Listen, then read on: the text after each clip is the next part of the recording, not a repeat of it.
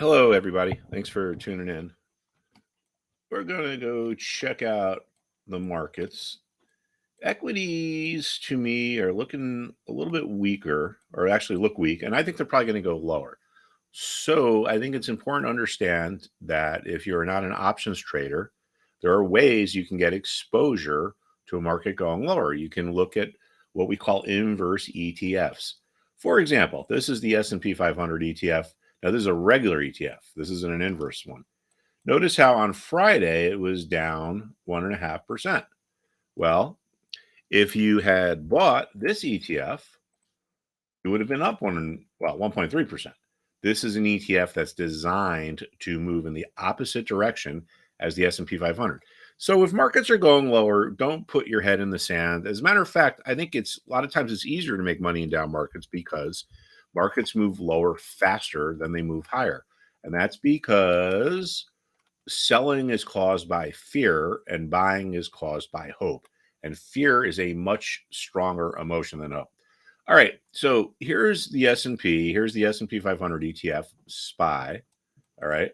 Now, technically, this looks kind of weak to me, right? Notice how on Friday closed at the lows of the day. So we're sitting right at support. Maybe we get a little bit of a bounce, but I think this support breaks. And there's a couple of reasons why I think that, and I will explain why. Notice how we have a lower high here. So markets go in peaks and valleys, they don't go in straight lines. And when the peak is at a higher level than the previous peak, we call that a lower high. That shows us that investors who want to sell are getting more aggressive. They're willing to accept lower prices. And this is also taken on this little bit of a descending triangle type pattern.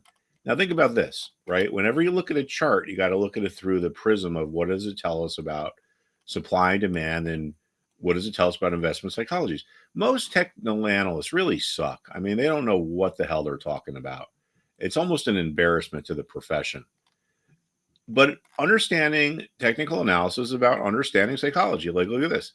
Notice how there's resistance here at the same level that there was support here. Why would a support level somehow mysteriously turn into resistance?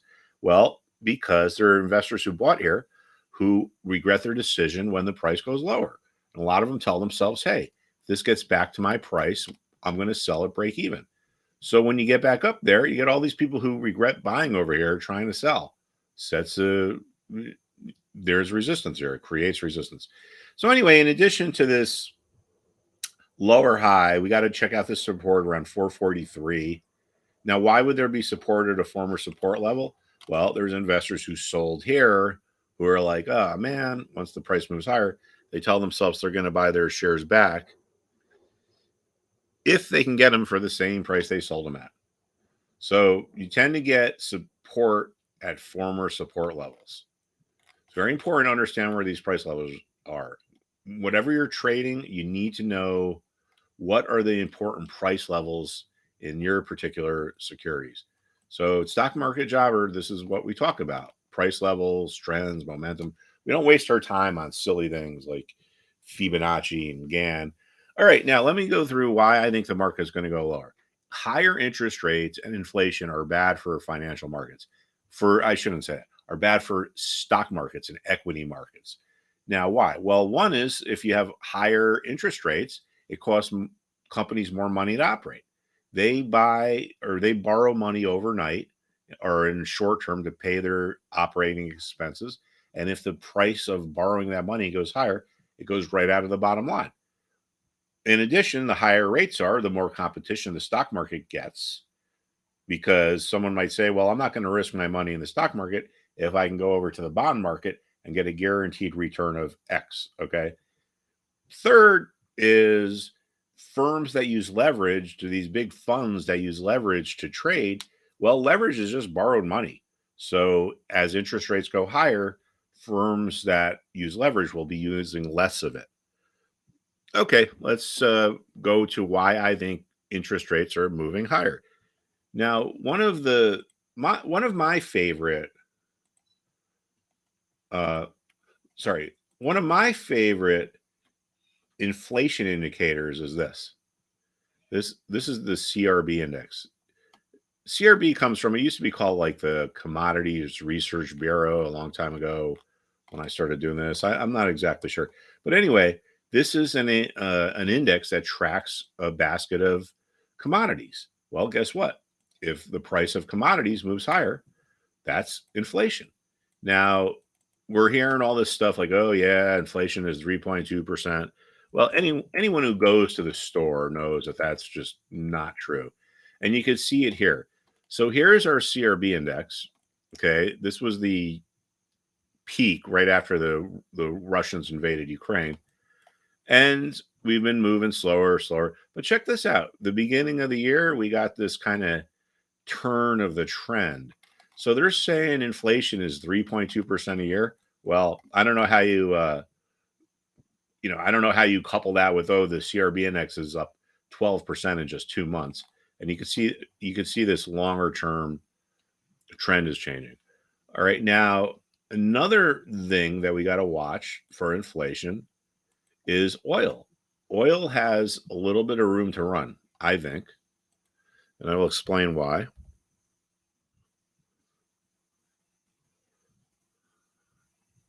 All right, just give me a second here. Now, oil has been pretty much acting exactly as we expected it to, but we don't guess. We just look at the price levels. Okay. You can notice here, see how the resistance here became resistance here became resistance here. How could this happen? Well, there are people who bought back here and here and here and here who regret doing so when the price goes lower. So you get people who bought here are like, oh man, if this price gets back up to my selling price, my buying price, I'm going to sell. If you get enough remorseful buyers place and sell orders here, the level that was resistance becomes resistance again. Same thing here. People bought here. They're like, price went lower. If I can get out at break even, I'm going to. Gets back up to their price. You got remorseful buyer selling. Same thing here. You cannot understand a chart unless you look at it through the prism of investment psychology. Charts are not reading tea leaves. If you look at them right, and most analysts don't because they don't know what the hell they're doing for some reason, it's supply and demand, it's psychology. Now, check out back here. In last October, oil ran into resistance around 93, sold off. Month later, got back to 93. What happened? There was resistance at a former peak. There tends to be resistance at former peaks, resistance at former peaks. And I think there's a good chance there's going to be resistance if we get back up to 93, which I suspect we will. Now, why do we get to resistance and sell off? Well, there are traders who want to sell and they're watching something trend higher. I got oil futures. I want to sell them. It's going higher. I'm just waiting. I'm watching. It keeps going higher, higher, higher. Oh, it's not going higher anymore. Markets go higher because there's not enough sellers. There's not enough supply.